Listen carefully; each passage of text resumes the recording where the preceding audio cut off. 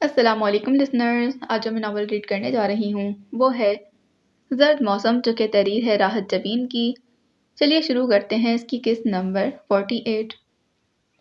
گنگور گھٹائیں چھاجوں چھاج برس رہی تھیں، پکے فرش پر تار تار پانی برس رہا تھا۔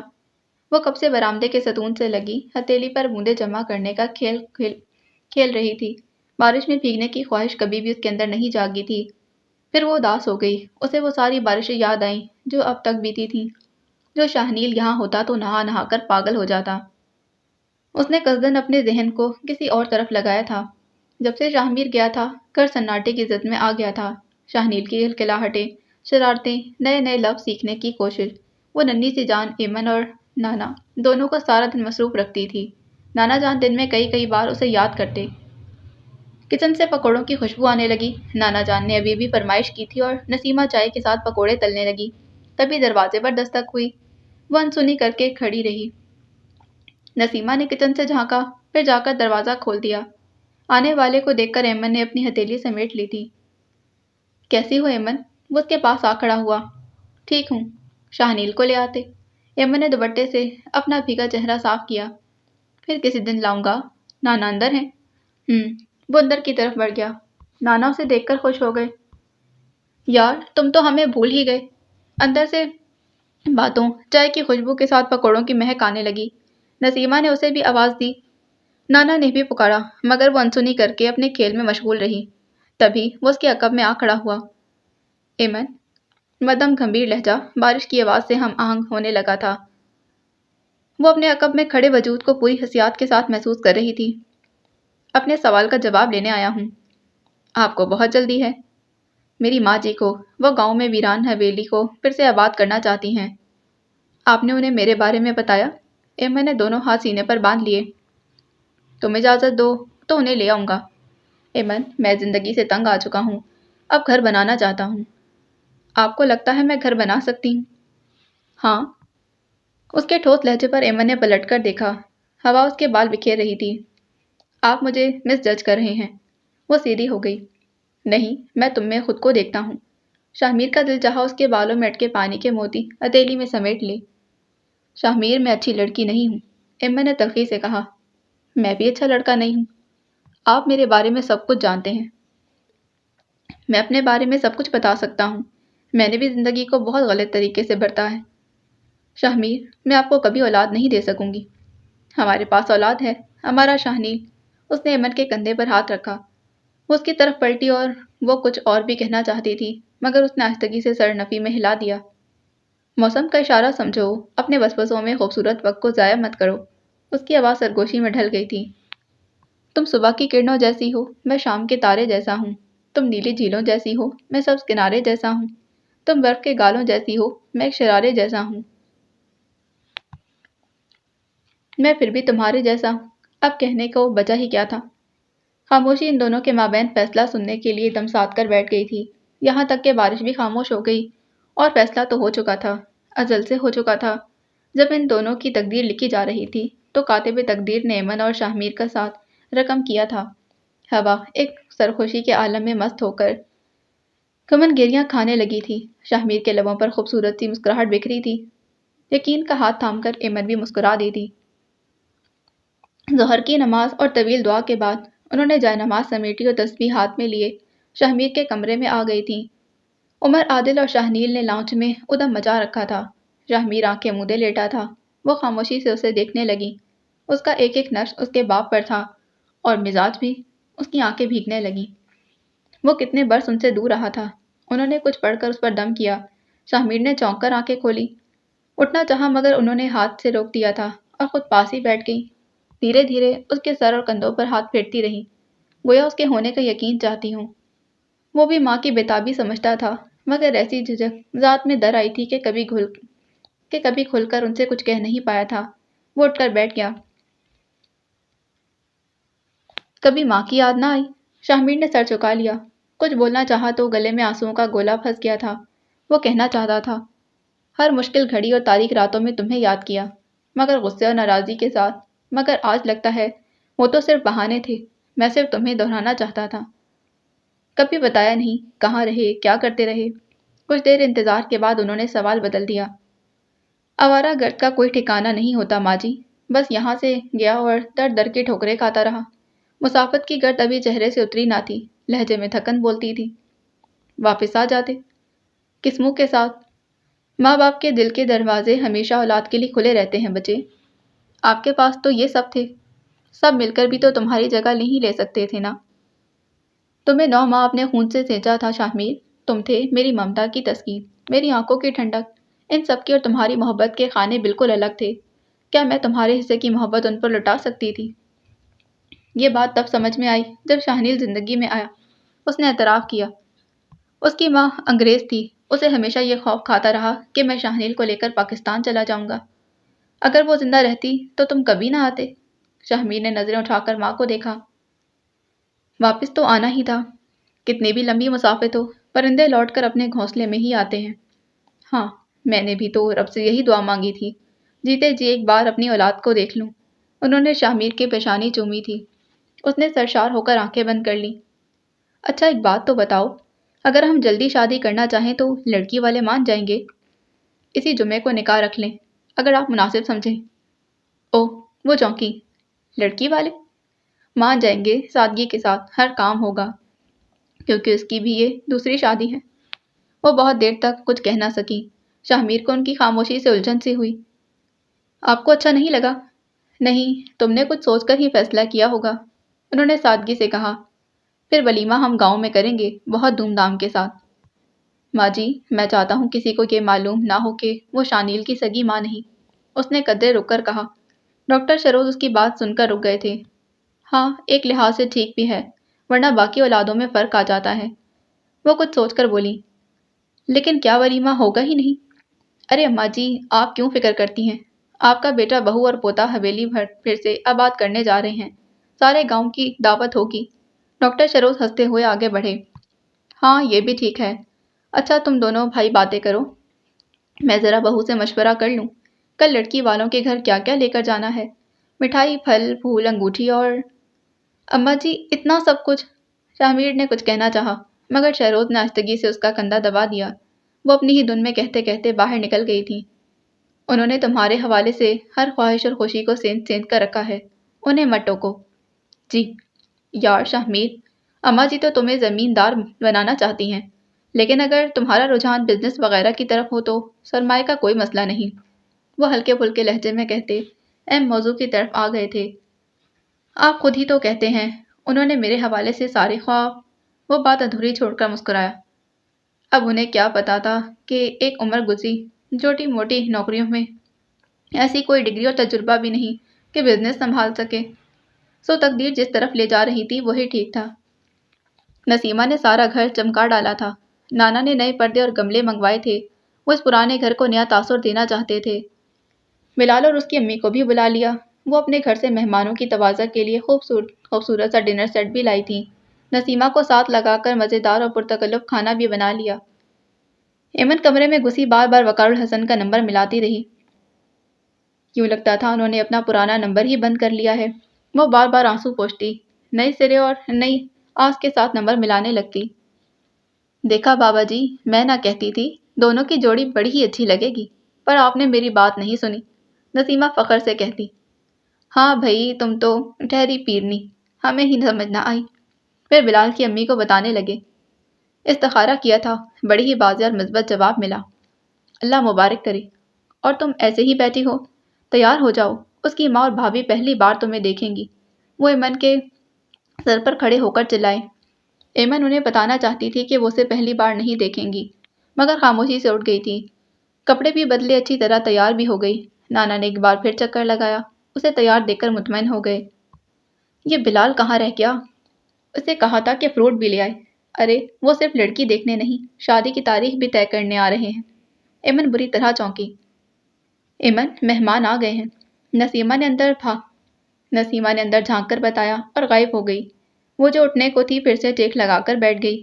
وہ آنے والے مہمانوں کو اچھی طرح جانتی تھی، البتہ مہمان ضرور انجان تھے۔ صحن میں کچھ جانی پہچانی آوازیں ابھریں، پھر وہ لوگ اندر چلے گئے۔ ایمن، یہ ٹھنڈا لے جاؤ۔ نسیمہ ملازمہ تھی مگر اس کا برتاؤ بڑی بہنوں جیسا تھا۔ آپ لے جاؤ نسیمہ، میں آتی ہوں۔ ٹھیک ہے۔ اس کے جانے کے تھوڑی دیر بعد ایمن دوپٹہ ٹھیک کرتی اٹھی تھی۔ اندر سب لوگ خوشگپیوں میں مصروف تھے۔ ایمن نے اندر داخل ہو کر سلام کیا۔ ایک پل کے لیے پورے کمرے میں گہری خاموشی چھا گئی تھی۔ جو جہاں تھا ساکت ہو گیا۔ ان میں سے کوئی ایسا فرد نہیں تھا جو ایمن کو نہ جانتا ہو۔ شاہمیر نے الجھ کر سب کی سمت دیکھا۔ ایمن سنبھل کر آگے بڑھی اور ماجی کے سامنے جھک گئی تھی۔ انہوں نے گڑبڑا کر اس کے سر پر ہاتھ رکھا۔ شاہمیر نے بتایا تھا کہ یہ اس کا دوسرا نکاح ہے۔ گویا اس کی پہلی شادی ٹوٹ گئی۔ آپ کیسے ہیں سر؟ وہ ڈاکٹر شہروز کی طرف مڑی۔ وہ متعجب تھے مگر خود پر قابو پا کر مسکرائے۔ دیکھ لو ہم نے تمہیں ڈھونڈ نکالا۔ السلام علیکم، ایمن نے ہیرا سے کہا تو جواب دیتے اس نے دل میں سوچا، یا اللہ میرے دیور کو یہ خپتی سی لڑکی ہی پسند آئی تھی۔ ایمن نانا جان کے پاس جا کر بیٹھ گئی تھی۔ سب لوگ پھر سے باتیں کرنے لگے مگر ماحول میں کچھ ایسا تھا جو غیر محسوس طور پر حاوی ہو رہا تھا۔ ایک بے تکلف ماحول پرتکلف سا غالب آنے لگا۔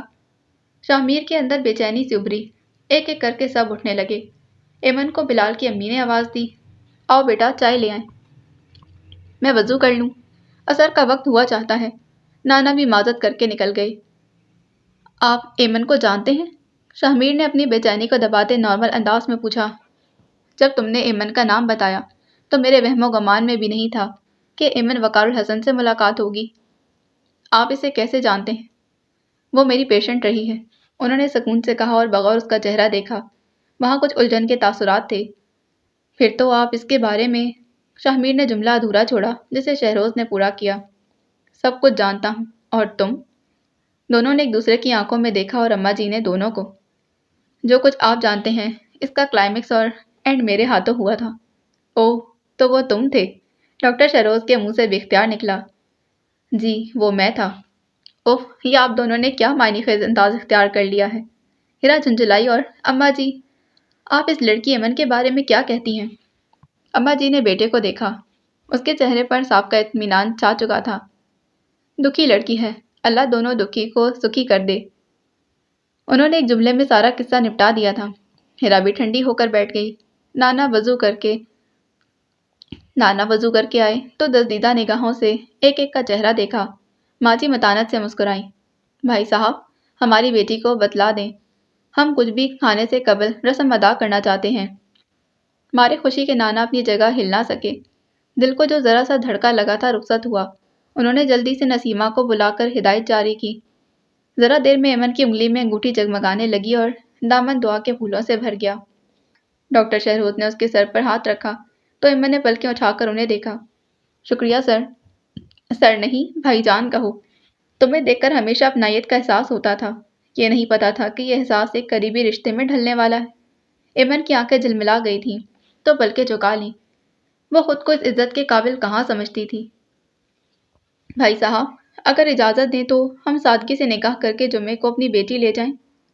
اب تو آپ کی امانت ہے، جب آپ مناسب سمجھیں۔ یہ کہتے ہوئے ان کا لہجہ بھیگ گیا تھا۔ سینے پر بائیں جانب ایک مانوس سا درد اٹھا۔ سارا یہ سرگوشی ان میں سے کسی نے نہ سنی تھی۔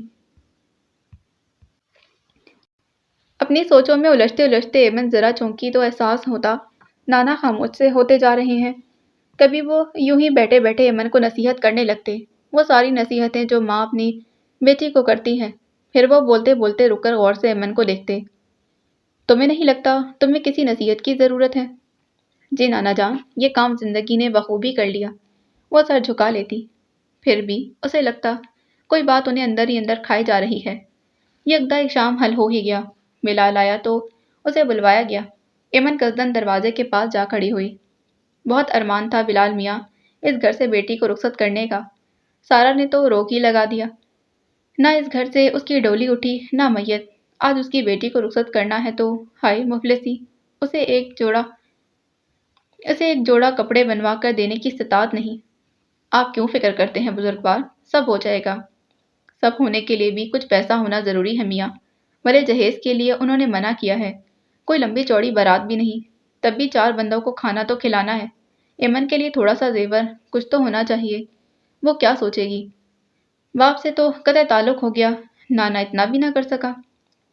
ان کے بے بس لہجے پر ایمن کا دل کٹنے لگا۔ آپ ان سے رابطہ کریں بابا، ہو سکتا ہے۔ نہیں میں جانتا ہوں وہ کچھ نہیں کرے گا، تم بس اس مکان کا کچھ کرو۔ ایمن کا دل دھک سے رہ گیا۔ خود بلال ہکا بکا بہت دیر تک کچھ نہ بول سکا۔ پھر آپ کیوں پاکستان میں اولڈ ہاؤس نہیں ہوتے یا ایڈی سینٹر؟ وہ کس ضبط سے مسکرائے تھے۔ ایمن کا دل چاہا وہ چیخ مار کر رو دے۔ بلال کو بھی دھچکا سا لگا۔ ٹھیک ہے بابا، لیکن میری ایک شرط ہے۔ وہ بہت دیر کے بعد سوچ کر بولا۔ کیسی شرط؟ یا تو ایمن کی شادی کے لیے میں رقم کا بندوبست کرتا ہوں یا مکان بکنے کی صورت میں آپ ہمارے ساتھ چل کر رہیں گے۔ نانا کے وجود کو سناٹے نے گھیر لیا۔ ایمن ہمتاً گوش تھی۔ ٹھیک ہے برخوردار، تو مکان بیچ دو۔ ایمن تیزی سے چلتی اپنے کمرے کے دروازے میں آ کھڑی ہوئی۔ کرائے کی رقم میں سے وہ کچھ نہ کچھ بینک میں رکھتی رہی تھی، پھر بھی وہ اتنے نہ تھے۔ اس نے مایوسی سے کمرے میں نگاہ دوڑائی۔ اگر وہ ڈاکہ نہ پڑتا تو آج سب کچھ بحسن اور بخوبی ہو جاتا۔ زیور کا ایک آدھ سیٹ رکھ کر وہ باقی بیچ دیتی۔ اب تو تبھی اس کی نگاہ سائڈ ٹیبل پر پڑی۔ اس کی نگاہیں چمک اٹھیں۔ مسئلہ ایک ہی منٹ میں حل ہو گیا۔ بلال بھائی، اس نے دروازے کی طرف جاتے بلال کو تیزی سے پکارا تھا۔ وہ پلٹ آیا۔ کچھ منگوانا ہے؟ ابھی نانا جان نے آپ سے کیا کہا؟ ایمن کے پوچھنے پر وہ تذبذب کا شکار ہوا، پھر کندھے اچکا کر بولا۔ وہ ہمارا پرسنل معاملہ ہے۔ نہیں، وہ اتنا بھی پرسنل نہیں، تن سے کہتے ہوئے ایمن نے مڑ کر سائڈ دراز کے اوپر رکھی گاڑی کی چابی اٹھا لی تھی۔ اسے بیچ دیں، جس قیمت پر بھی بکے۔ Are you sure Aiman? جی، مجھے اس کی ضرورت نہیں، لیکن یہ مکان نہیں بکنا چاہیے۔ نانا جان ساری زندگی سر اٹھا کر جیتے رہیں، اب آخری عمر میں انہیں یہاں وہاں دھکے نہیں کھانے دوں گی۔ ایمن نے مصمم ارادے سے کہا۔ اوکے۔ بلال نے اس کے ہاتھ سے چابی لے لی تھی۔ یہ کتنی عجیب بات ہے۔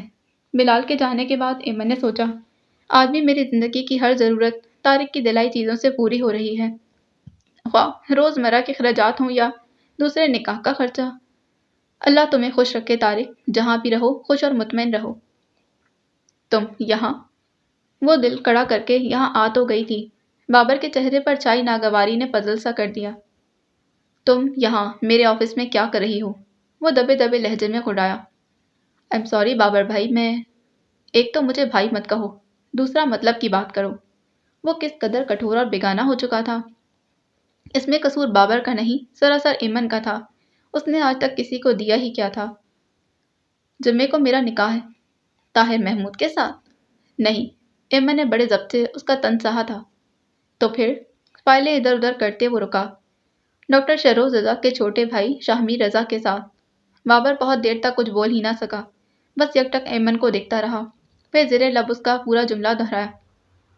یہ نکاح نانا جان نے طے کیا ہے۔ میں نے ڈیڈی سے رابطے کی بہت کوشش کی، مگر شاید ان کا نمبر بدل گیا ہے۔ اس نے گلے میں اٹکا آنسوؤں کا گولا پیچھے دھکیلا تھا۔ بابر بھائی، میں نے مان لیا ہے، میں نے آج تک زندگی میں جو کچھ بھی کیا، غلط ہی کیا۔ میں کبھی ایک رشتے کو بھی اچھی طرح نبھا نہیں سکی، نہ اچھی بہن، نہ بیٹی، اور نہ ہی وفا شور بیوی بن سکی۔ جب سب کچھ کھو دیا تب احساس ہونے لگا بابر بھائی، اب تقدیر ایک موقع دے رہی ہے تو… نہیں، میں زیادہ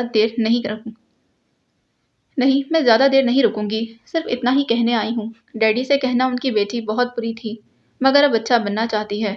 ان کو بتائیے گا ایمن آخری سانس تک ان کا انتظار کرے گی۔ میں نے بہت غلطیاں کی، اس کے لیے عمر بھر ان سے معافی مانگتی رہوں گی۔ ہو سکے تو مجھے معاف کر دیں۔ بابر ایک دم چپ اسے سن رہا تھا۔ وہ کچھ لمحے منتظر رہی، شاید وہ کچھ کہے، مگر وہ خاموش تھا۔ چلتی ہوں، لیکن انتظار کروں گی۔ اس نے پرس میں سے ایک کاغذ نکالا۔ ہو سکے تو میرا یہ خط ڈیڈی تک پہنچا دیجیے گا۔ وہ جتنا چپکے سے آئی تھی اتنی ہی خاموشی سے چلی گئی۔ بابر ٹیبل پر رکھے خط کو دیکھ کر کچھ سوچتا رہ گیا تھا۔ بہت دور سمندر پار اس شخص کے کمرے میں گہری تاریکی تھی، مگر باہر کی روشنی پردے کی اوٹ سے عین اسی جگہ پڑ رہی تھی جہاں وہ سفید کاغذ پنکھے کی ہوا سے پھڑپڑا رہا تھا۔ ان کی نظریں اسی کاغذ پر ہاری بیٹھی تھیں۔ جب سے یہ خط پاکستان سے آیا تھا وہ ایک بار نہیں بلکہ 20 بار اسے پڑھ چکے تھے۔ اب تو ان کے آنسوؤں نے اس کے حرف بھی دھندلا دیے تھے۔ کچھ حرف دیکھنے والے کے آنسوؤں کے گواہ تھے تو کچھ پڑھنے والے کے۔ انہوں نے پیکٹ اٹھا کر سگریٹ نکالا اور سلگا کر وہ کاغذ پھر سے کھول لیا تھا۔ ان کی انگلیوں میں کپکپاہٹ تھی، مگر وہ خود کو سنبھال رہے تھے۔ ڈیڈی، ان کا دل کسی نے مٹھی میں جکڑ لیا تھا۔ سمجھ میں نہیں آتا کہاں سے شروع کروں۔ میں تو یہ بھی نہیں جانتی کہ آپ یہ خط پڑھیں گے بھی یا پڑھے بغیر ہی جلا دیں گے، لیکن پلیز ایک بار، صرف ایک بار اسے پڑھ لیں۔ مجھے اپنی کوتاہیوں، غلطیوں اور گناہوں کا اعتراف کر لینے دیں۔ کہاں سے شروع کروں؟ شروع سے لے کر آخر تک اپنا آپ ہی گنہگار دکھائی دیتا ہے۔ میں بہت ہی کم فہم، نادان اور خود غرض نکلی۔ اپنی بے لگام خواہشوں کے ہاتھوں سچی اور خالص محبتوں کا گلا گھونٹ دیا۔ ایسی بد نصیب کہ اپنے سگے باپ کی محبتوں اور شفقتوں سے محروم ہو گئی، صرف اور صرف اپنی کوتاہیوں کی وجہ سے۔ والدین کا دل تو سمندر ہوتا ہے، مگر جب اولاد میرے جیسی ہو تو یہ سمندر بھی خشک ہو جاتے ہیں۔ آج بھی جب وہ لمحہ یاد آتا ہے جب ایک خبیث انسان کے لیے میں اپنے محبت کرنے والے باپ کے سامنے کھڑی ہو گئی تھی، تو جی چاہتا ہے کہ خود کو ہی گولی مار لوں۔ پلٹ کر دیکھتی ہوں تو کسی کا قصور نظر نہیں آتا، سوائے اپنے۔ ممی کا بھی کوئی قصور نہیں۔ دنیا میں ہزاروں سوتیلی مائیں اولاد کے ساتھ برا سلوک کرتی ہوں گی، کیا وہ ساری لڑکیاں یوں ہی بے راہ رل جاتی ہیں؟ میرے پاس تو آپ تھے، جو جیسی بہن اور ہر لمحہ خیال رکھنے والا بھائی، درست رستہ دکھانے والے نانا جان۔ میں کیوں بگڑی؟ کیونکہ کجی میرے اندر تھی، کمزوری میرے نفس کی تھی کہ آپ نے اپنی کوتاہی کا بدلہ عفان جیسے شریف اور باعزت شخص کے ساتھ منگنی کر کے دے دیا تھا۔ کاش ڈیڈی، جس دن میں نے خودکشی کی کوشش کی آپ نے مجھے مر جانے دیا ہوتا تو میں ایک اور انسان کی زندگی خراب کرنے کا سبب تو نہ بنتی۔ طارق بہت اچھے اور شریف انسان تھے، لیکن ایمن اچھی اور باکردار نہ بن سکی۔ لیکن ڈیڈی، طارق سے طلاق صرف اس لیے کی کہ انہوں نے دھندلائی ہوئی آنکھوں کو انگلیوں سے مسلا تھا۔ میں آپ سے معافی مانگنا چاہتی، مگر خود کو اس قابل ہی نہیں سمجھتی۔ آج جب کہ زندگی کا نیا سفر شروع کرنے جا رہی ہوں، اور وہ بھی آپ کی دعاؤں کے بغیر، تو دل بند ہو رہا ہے۔ ہاں ایمن اب اپنے باپ کی دعاؤں کے قابل بھی نہیں رہی، لیکن ڈیڈی، میں آپ کے بغیر جی نہیں سکوں گی۔ میری ایک ایک سانس آپ کے انتظار سے بندھی ہے۔ میں لمحہ لمحہ آپ کی منتظر رہوں گی۔ آپ کا دل دکھایا تو بڑی بھیانک سزا پائی ہے، لیکن شاید آپ کے دل کے کسی کونے میں چھپی کوئی دعا تھی کہ اتنے گناہوں کے بعد میرے راستے کے کانٹے چن گئی، ایک نیا راستہ بنا گئی۔ اسی آس کے ساتھ اس راستے پر قدم رکھ رہی ہوں کہ کبھی نہ کبھی آپ خود کو مجھے معاف کرنے کے قابل کر ہی لیں گے۔ ڈیڈی، میرے سامنے ایک بہت طویل سفر ہے۔ اس سفر کو آسان صرف آپ کی دعائیں کر سکتی ہیں۔ مجھے معاف کر دیں، آپ میرے سامنے ہوتے تو پیر پکڑ لیتی۔ جانتی ہوں آپ مجھ سے بہت نفرت کرتے ہیں، نفرت سے ہی صحیح بھلے میرے منہ پر تھوکنے، لیکن ایک بار مجھ سے ملنے ضرور آئیے گا کہ خدا بھی اسی وقت ایمن کو معاف کرے گا جب آپ نے اسے معاف کیا۔ میں نے اس دنیا میں جہنم اپنا مقدر کیا، اور مرنے کے بعد بھی آپ کی معافی کے بغیر وہ جہنم میرا مقدر ہوگا۔ مجھے معاف کر دیں ڈیڈی، اور میں ہمیشہ آپ کا انتظار کروں گی، زندگی کی آخری سانس تک۔ آپ کی معافی کی منتظر، آپ کی ایمی۔ انہوں نے تھکے ہارے مسافر کی طرح کرسی کی پشت سے ٹیک لگا لی تھی۔ سگریٹ ان کی انگلیوں میں راکھ ہو چکا تھا۔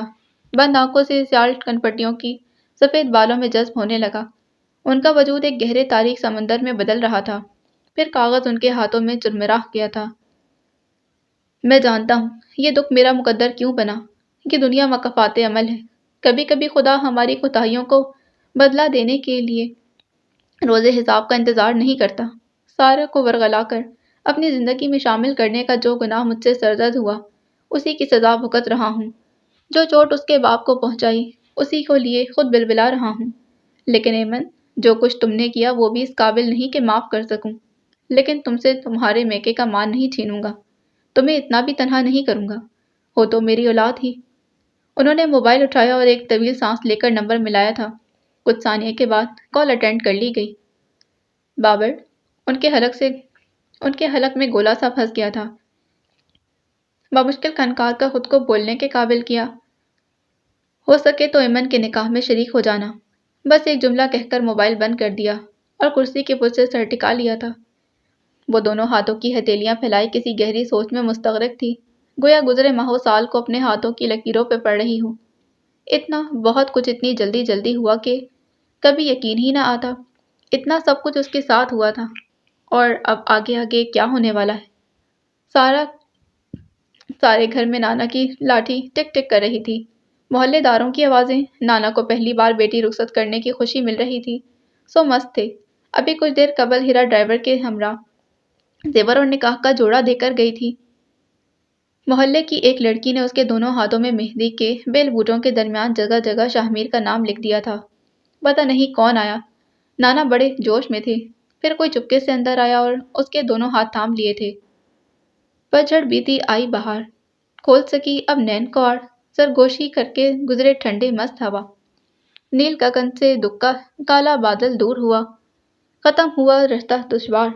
देख सुनहरी धूप खिली है सोने आंगन में, सुर्ख शगुफे फूट रहे हैं दिल के दामन में। तेज हुई काजल की धार, खोल सकी अब नैन कुआर।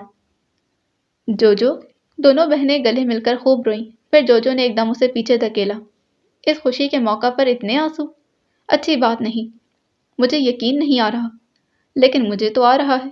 जोजो ने उसकी हथेली पर लिखे नाम को पढ़ा, फिर उस पर उंगली रखते हुए बोली, इस नाम को अपने दिल और रूह में उतार लो। जोजो, मैं अकेली हूँ। अब भी? बाबर अंदर आया था। वो भागकर उसे लिपट गई थी। मुझे यकीन था आप आएंगे। भाई के बगैर बहन की डोली कैसे उठती बहना? वो जज्बाती अंदाज में बोला था। तो दोनों हंस दिए। बाबर ने उसके सर पर हाथ रखा। एमन, अब जिंदगी में गलती की गुंजाइश नहीं है। जानती हूँ। एमन ने सर झुका लिया था। तभी बाहर से बारात आने का गलगला उठा। एमन ने बेकरार होकर बाबर का हाथ थामा। भाई, आप डैडी को मेरे हक में हमवार करेंगे ना? तुम फिक्र ना करो, वो जरूर तुम्हें माफ कर देंगे। बाबर ने वसूख से कहा और बाहर निकल गया था। आओ, तुम्हें तैयार कर दूं। जोजो एक तरफ रखे सामान की तरफ बढ़ी। जिस लम्हे एमन ने निकाह नामे पर दस्तखत किए, उसके हाथ कांप रहे थे। या अल्लाह, आज मैं तुझे गवाह बनाकर अपनी सारी वफाएं, अपने सारे जज्बे उस शख्स के नाम लिखती हूँ। तो मेरी रहनुमाई करना, मेरे गुनाहों को माफ़ करके मुझे उस शख्स और उसके बच्चे के लिए सकून और तमानियत का बाइस बनाना। मैं तेरी रज़ा में राज़ी। तकदीर खुलकर मुस्कुराई थी। ये इतनी सी बात हजरत इंसान को समझ में पहले आ जाए तो रास्ते इतने दुश्वार ही ना हो। वो अपनी किस्मत पर शाकिर होना सीख ले तो ये बेचैनियाँ उसका नसीब ना हो। 2 साल बाद बाहर के कदम धरती पर जम चुके थे। हवाएं खुशबुओं से बोझल सरसराती, परिंदे नए घोंसले बनाते, आम के दरख्तों में कोयल कूकती जाती, खेतों में गंदम के सुनहरी खोशे सर उठाते और कटाई के मुंतजिर। फसल तैयार थी, कुछ दिनों में कटाई पड़ जाती। इन्हीं खेतों के बगल वाले खेतों में खरबूजे की नौखे बेलें फैली हुई थीं। इनमें कहीं कहीं फूल आने लगे थे। गांव के ऐन दरमियान में वाक़े सब्ज़ गेट वाली हवेली के दरवाजे हमेशा खुले रहते।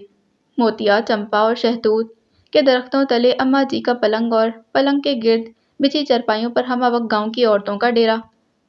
अम्मा जी का जाविया आबाद हो गया था। गांव की औरतें अपने काम काज समेट कर उनके पास आ जाती। मसले, परेशानियां, उलझने। यहाँ हर मसले का इलाज बिना पैसे के हो जाता। किसी को प्यार से समझाया तो किसी को बुलाकर साजिश की। कहीं झगड़े की सूरत में सुलह, माली परेशानी की सूरत में गंदम, चावल, गुड़, रुपए पैसे से मदद। बकौल डॉक्टर शहरोज, यह अम्मा जी का क्लिनिक है जहाँ नफ्सियाती उलझनों का इलाज मुफ्त होता है। उन्हें घर की तरफ से कोई फिक्र ना थी। हवेली का सब इंतजाम उनकी बहू ने और ज़मीनों का बेटे ने संभाल लिया था। हाँ, शुरू शुरू में दोनों को मुश्किल तो हुई, मगर दिल में शौक, लगन और कुछ करने का जज्बा हो तो रास्ते खुद ब खुद निकलते चले जाते हैं। उनकी एक ही ख्वाहिश थी, उनका बेटा वापस आ जाए। वो वापस आ गया था। उनका एक ही ख्वाब था, ये हवेली फिर से आबाद हो जाए। हवेली फिर से आबाद हो गई थी। वो जितना भी अपने रब का शुक्र अदा करती उतना ही कम था। औरतें एक एक करके उठने लगी थीं। शाम ढलने को थी। मर्दों के घर आने का वक्त हुआ चाहता था। उन्हें रोटी पानी की फिक्र करना, वरना सारा दिन धूप में पसीना बहाता किसान उन्हें डंडे के साथ धुनक भी सकता था। कुछ देर बाद फिजा में तंदूर में पकती रोटी की खुशबू फैलने लगी। मगरिब की अजान होने वाली थी और मगरिब तक खाना तैयार होना चाहिए। शादा, रोटियां और बना लो। आज मर्दाने में 20-25 बंदों का खाना है। सालन बन चुका है, धनिया डालकर उतार लो। सिद्दी, लस्सी में बर्फ डाल ली है। शादा, सुबह गफूर के साथ मिलकर स्टोर से 2 बोरियां गंदम की निकलवा लो, बिस्वाई के लिए साफ करवानी है। वो माथे से पसीना साफ करती बावर्ची खाने से निकली और बड़े से बरामदे के सिरे पर आ खड़ी हुई। सहन खाली था। अम्मा जी वजू के लिए जा चुकी थीं। وہ چپ چاپ دور تک پھیلے صحن اور صحن کے آخر میں کھلے گیٹ کو دیکھتی رہی۔ سارے دن کی بھاگ دوڑ میں بھی کوئی ایک لمحہ ایسا ضرور ہوتا جب باہر کی خاموشی اندر کی خاموشی سے ہم آنکھ ہونے لگتی تھی۔ کبھی یوں ہی کسی کام کے دوران اس کا ہاتھ رک جاتا اور وہ حیرت سے سوچتی، کیا یہ میں ہوں؟ میں تو سمجھتی تھی میں زندگی میں کوئی اچھا کام نہیں کر سکتی۔ میرا ساتھ کبھی بھی کسی کو سکون اور طمانینت کا باعث نہیں بن سکتا۔ اب ماں جی بھی دعائیں دیتے نہیں تھکتی اور شاہ میر کی آنکھوں میں تیرتا سکون شاہ نیل ہے کہ میرے بغیر ایک لقمہ نہیں توڑتا۔ کسان کی بیوی آدھی کسان ہوتی ہے، خواہ چودرائن ہی کیوں نہ ہو۔ رات جب تھکن سے چور بدن کے ساتھ بستر پر دراز ہوتی ہوں تو اندر کہیں طمانینت کا احساس جاگتا ہے۔ شاید کہیں نہ کہیں میرے گناہوں کا کفارہ ادا ہو رہا ہے۔ بے تحاشا خاموشی میں چکی کی کو بیلوں کے گلوں میں بندھی گھنٹیوں کی آواز نمایاں ہونے لگی۔ واپسی کا سفر شروع تھا۔ تھکے ماندے کسان اپنے گھروں کو لوٹ رہے تھے۔ ایمن نے اس وعدے کے ساتھ شاہ میر کا ہاتھ تھاما تھا کہ اب اسے گھر بسانا ہے۔ نانا نے بھی تو یہی کہا تھا۔ ایمی، بہت کم خوش نصیب ہوتے ہیں جنہیں تقدیر بار بار موقع فراہم کرے۔ اپنے اندر کی اچھائی کو باہر نکالو۔ اس نے کتنا اصرار کیا۔ شاہ میر نے بھی زور لگایا، نانا جان ہمارے ساتھ چلیں، ہمیں بھی تو خدمت کا موقع دیں۔ ارے واہ، میں کوئی بے غیرت ہوں جو اپنی نواسی کے سسرال جا کر رہوں؟ وہ چمک کر بولے، پھر ایمن کے سر پر ہاتھ رکھ کر چپکے سے کہا، میں جب تک زندہ ہوں تمہارے لیے میکے کا مان بن کر رہنا چاہتا ہوں۔ اور واقعی 6 ماہ قبل جب انہوں نے ہمیشہ کے لیے آنکھیں موندی تھی، ایمن کو لگا اس سے میکے کا مان چھن گیا ہے۔ وہ مکان جسے حاصل کرنے کے لیے طاہر محمود نے ایڑی چوٹی کا زور لگایا تھا، انہوں نے نسیمہ کے نام کر دیا تھا، جس نے آخری وقت تک انہیں کسی بیٹی کی طرح سنبھالا تھا۔ تو ہوتا یوں ہے کہ تقدیر ہماری زندگی کی تصویر میں بڑے بڑے خوبصورت رنگ بھرتی ہے، مگر ہم جیسے لوگ اپنی بے لگام خواہشوں اور آوارہ خوابوں کی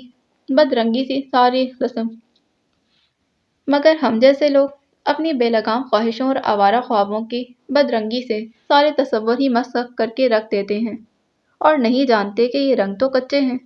اصل اور پکا رنگ تو وہی ہے جو کاتب تقدیر نے ہمارے لیے ہماری زندگی کی تصویر میں بھر دیا ہے۔ مجھ جیسی لڑکیاں جب ماں باپ کا مان اور شوہر کی عزت قدموں تلے رونتی ہیں تو صرف اور صرف خسارہ کماتی ہیں، لیکن اس سارے خسارے کے باوجود میں بچ گئی۔ زمانے بھر میں رسوا ہوتے ہوتے عزت کی چادر پھر سے میرے سر پر تن گئی۔ یہ میری نیکی نہیں، اس شخص کی دعائیں ہیں جو مجھ سے خفا ہے پر پھر بھی دل کہتا ہے وہ جہاں بھی ہیں میرے لیے دعا کرتے ہیں۔ میری کوئی بیٹی نہیں، مگر شاہ نیل کی شکل میں ایک بھاری ذمہ داری میرے کندھوں پر آ گئی ہے۔ میں اسے طاہر محمود نہیں بناؤں گی، میں اسے بتاؤں گی کہ عورت کسی بھی شکل کسی بھی رشتے میں سامنے آئے محترم ہے۔ میں اسے اپنے زور بازو پر بھروسہ کرنے والا بناؤں گی کہ کبھی کبھی شارٹ کٹ کے دھوکے میں لمبی مسافت مقدر ہو جاتی ہے۔ اس نے گردن گھما کر موتیے کی لدی ہوئی جھاڑی پر منڈلاتی تتلیوں کو دیکھا تھا۔ ہلکی سی مسکراہٹ خوشبو کی طرح لبوں پر بکھر گئی تھی، مگر آنکھوں میں زبردستی دھند امڑ آئی تھی۔ اس نے آنکھیں مسلتے ہوئے سوچا، میرے آنگن سے زرد موسم رخصت ہو چکا، میں بہار کی سرگوشیاں سن رہی ہوں، مگر اس آنگن میں بہار تبھی چوبن پر آئے گی جب میرے ڈیڈی مجھے معاف کر دیں گے۔ جس دن ان کے قدم اس گھر میں پڑیں گے مجھے یقین ہو جائے گا زرد موسم کبھی لوٹ کر میری زندگی میں نہیں آئیں گے، انشاءاللہ۔ اس نے گھمبیر مدھم لہجے میں کہتے ہوئے اپنے بازو ایمن کے گرد پھیلا دیا تھا۔ ایمن چونک گئی۔ وہ کب اندر آیا ایمن کو احساس ہی نہ ہوا۔ آپ کب آئے؟ جس دن زرد موسم تمہاری زندگی سے رخصت ہوئے میں بہار بن کر آیا تھا۔ دونوں کی خوبصورت ہنسی بہار کی خوشبوؤں سے ہم آہنگ ہونے لگی تھی۔ The end. So this was the end of novel زرد موسم۔ امید کرتی ہوں یہ ناول آپ کو بہت بہت پسند آیا ہوگا۔ اگر آپ کو یہ ناول پسند آیا ہے تو پلیز میرے چینل کو سبسکرائب کریں، ویڈیو کو لائک کریں، بیل آئیکن کو پریس کرنا ہرگز نہ بھولیں، ساتھ ہی کمنٹ میں ضرور لکھ کر بتائیں۔